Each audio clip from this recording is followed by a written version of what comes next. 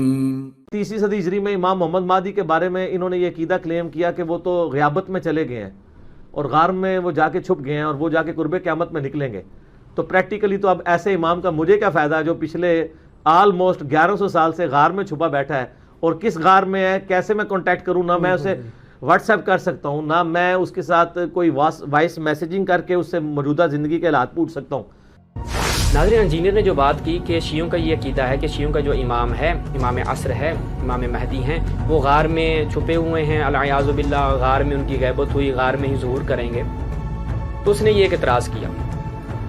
अब मैं ओपनली ता क़यामत इंजीनियर और उसके जितने भी उस सेशन में बैठने वाले अफराद होते हैं, मैं चैलेंज करता हूँ कि आप जो अपने आप को इल्मी किताबी कहते हैं, आपने कोई ज़्यादा ज़हमत नहीं करनी, फ़कत एक शिया किताब आपने पेश करनी है कि जिसमें शिया आलिम ने ये बात नकल की हो। सिर्फ एक कौल आपने शिया कुतुब से, शिया तारीख की कुतुब हों या अहादीस की कुतुब हों, एक नकल मोतबर, आपने एक रिवायत मोतबर नकल करनी है कि शियों का ये अकीदा है कि उनका इमाम गार में है, वहीं पर ज़िंदगी गुजारता है और वहीं पर उसकी ग़ैबत हुई और वहीं से वो ज़ुहूर करेगा।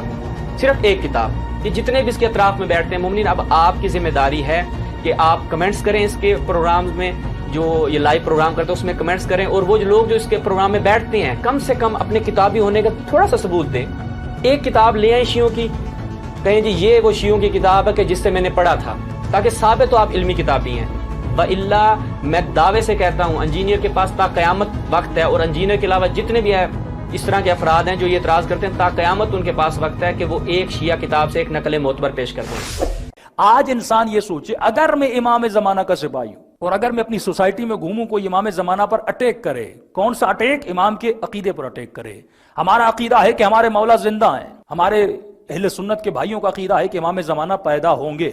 कोई आपसे पूछे कि कैसे मुमकिन है किसी इंसान की उम्र 1000 साल से ज्यादा हो, हमारी उम्रें तो 70-80 साल हैं, लेकिन कैसे मुमकिन है तुम्हारी इमाम की उम्र 1000 साल गुजर गए और कहते हो आज तक जिंदा है? न किसी कुरान की आयत में जाने की जरूरत है, न किसी हदीस में जाने की जरूरत है। पहले ये बात याद रखिए, मौला फरमाते हैं नहनु अबनाउद दलील, हमारे मानने वाले लॉजिकल होते हैं, अक्लमंद होते हैं। अगर हमने मौला अली को पहला इमाम माना तो अक्ल के जरिए से माना। पहले आप लोगों को लॉजिकली कायल करिए, जब वो कायल हो गया फिर हदीस में जाइए, फिर कुरान में जाइए। हम जब अल्लाह को साबित करते हैं तो हम कुरान की आयत पढ़ते हैं, हदीस पढ़ते हैं।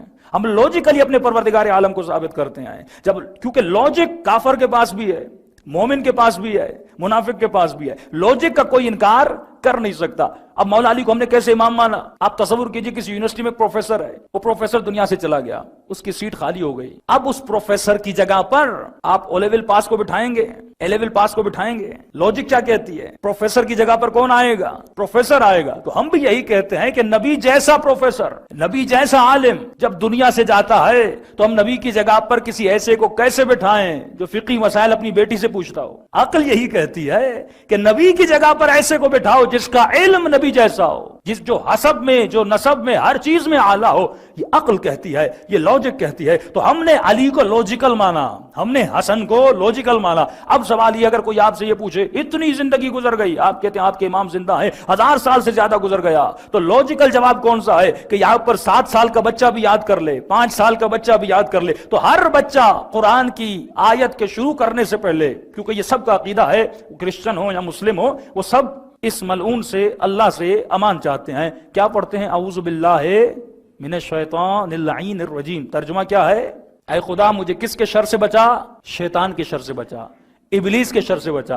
क्रिश्चियन भी मानता है, सुन्नी भी मानता है, शिया भी मानता है, जितने भी हमारे सेक्ट और फिरके हैं सब मानते हैं और दुआ करते हैं खुदा किसके शर से बचा?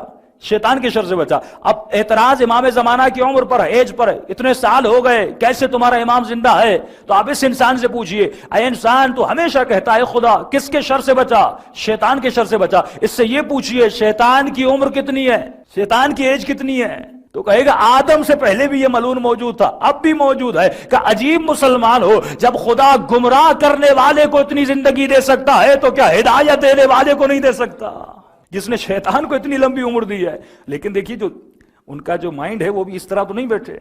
वसवसे जो शैतान पैदा करता है, पूरी रातें महीने लगा देते हैं एक शुबहा बनाने के लिए, ताकि आपके जवानों के जहनों को खराब किया जाए। का ठीक है जिंदा है, لیکن فائدہ کیا؟ آپ کہتے ہو ظہور کے بعد ملو گے، ہم کہتے ہیں پیدا ہونے کے بعد ملیں گے۔ نہ ابھی تم مل سکتے ہو نہ ابھی ہم مل سکتے ہیں۔ کوئی فقہی مسئلہ، کوئی ہسٹوریکل پرابلم، کوئی عقائد کی پرابلم پیدا ہو جائے تو تم بھی اپنے امام سے نہیں مل سکتے، ہم بھی اپنے امام سے نہیں مل سکتے۔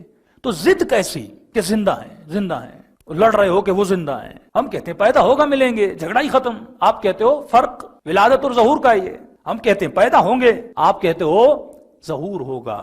اب اس کا جواب کیا دیں؟ پیدائشی شیعہ ہوگا تو جواب نہیں دے سکے گا، کہے گا بابا نے کہا تھا، امی نے کہا تھا، امام زندہ ہیں۔ لیکن اگر تحقیقی شیعہ ہوگا جس نے کم از کم دن میں 1 گھنٹہ اپنے امام کے لیے دیا ہو، آج سب سے بڑا مسئلہ ٹائم کا ہے، ہمارے پاس کاروبار کے لیے ٹائم ہے، بیوی بچوں کے لیے ٹائم ہے، لیکن اپنے امام کے لیے ٹائم نہیں ہے۔ تو اب جواب کیا ہے؟ واقعاً امام سے ہم مل تو نہیں سکتے، پھر ضد کیسی کہ وہ زندہ ہیں، وہ کہتے ہیں پیدا ہوگا؟ اس کا بھی سمپل سا، آسان سا، لوجیکل جواب ہے۔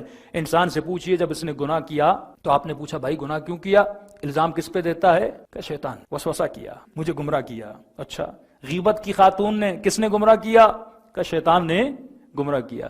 اچھا، اس سے یہ پوچھئے کیا کبھی آپ نے اپنی آنکھوں سے فزیکلی شیطان کو دیکھا؟ ایک جو مومن جو ہے کہ ہاں مولانا میں نے شیطان کو دیکھا تھا، ہاں دوپہر کو واک پہ گیا تھا اور میرے ساتھ چل رہا تھا اور مجھے کہہ رہا تھا ادھر ادھر دیکھو، مجھے گمراہ کر رہا تھا۔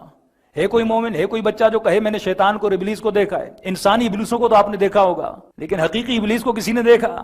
کوئی نہیں کہہ سکتا کہ میں نے شیطان کو دیکھا۔ تو اسے کہیے اے انسان یہ بتا جب تو نے دیکھا نہیں تو یہ گمراہ کیسے کرتا ہے؟ تو قرآن کی آواز ہے یوسوسو فی صدور الناس، یہ ملعون نظر نہیں آتا لیکن ہمارے سینوں میں وسوسہ کرتا ہے۔ تو امام فرماتے ہیں جب یہ شیطان ملعون غیب میں رہ کر تمہیں گمراہ کر سکتا ہے تو کیا ہدایت دینے والا غیب میں رہ کے ہماری ہدایت نہیں کر سکتا؟ ہر کسی کا عقیدہ ہے یہ نظر نہیں آتا لیکن ہدایت کر رہا ہے۔ پھر دعائے ندبہ میں پڑھتے ہیں کہ یہ وہ نور ہے متصل بین الارض والسماء، یہ زمین و آسمان کو متصل کر کے بیٹھا ہے۔ اگر یہ نور الہی زمین پر نہ ہوتا تو زمین تباہ و برباد ہو جاتی۔ اور فرمایا سب سے بڑی دلیل، میرے 8ویں امام فرماتے ہیں، فرمایا سب سے بڑی دلیل تمہارے امام پر وہ تمہارے وجود کی دلیل ہے۔ اگر تو باقی ہے، اگر تو زندہ ہے تو اپنے امام کی وجہ سے زندہ ہے، کیونکہ کوئی ایسا زمانہ نہیں تھا کہ دنیا میں لوگوں نے تجھے مارنا نہ چاہا ہو، کوئی ایسا زمانہ نہیں تھا جس میں دنیا والوں نے حسینیوں کو قتل کرنا نہ چاہا ہو، کوئی ایسا زمانہ نہیں تھا جس میں عزاداروں کو نہ مارا گیا ہو، لیکن فرمایا یہ معجزہ اہل بیت ہے کہ مرنے کے باوجود دن بدن تمہاری تعداد میں اضافہ ہو رہا ہے، کمی نہیں ہو رہی۔ کہ کس کی دعا کا اثر ہے؟ تمہارے امام زمانہ کی دعا کا اثر ہے۔ فرمایا ایران کا انقلاب نہ آتا اگر امام زمانہ کی دعا نہ ہوتی، شام و یمن و انقلاب نہ بچتے اگر امام زمانہ کی دعا نہ ہوتی۔ اور فرمایا عجیب سی دعا ہے کہ دشمن علی والے کو قتل کرتا ہے تاکہ علی کا نام رک جائے، تاکہ حسین کا نام رک جائے۔ وہ تمہارے جسموں کو موت دیتا ہے تاکہ تو مر جائے، یہ ذکر ختم ہو جائے۔ لیکن علی والا بھی کمال کرتا ہے کہ مرنے کے بعد بھی ایک مجلس سے عزا اپنے گھر میں کروا کے جاتا ہے۔ صلوات پڑھے محمد و آل محمد پر۔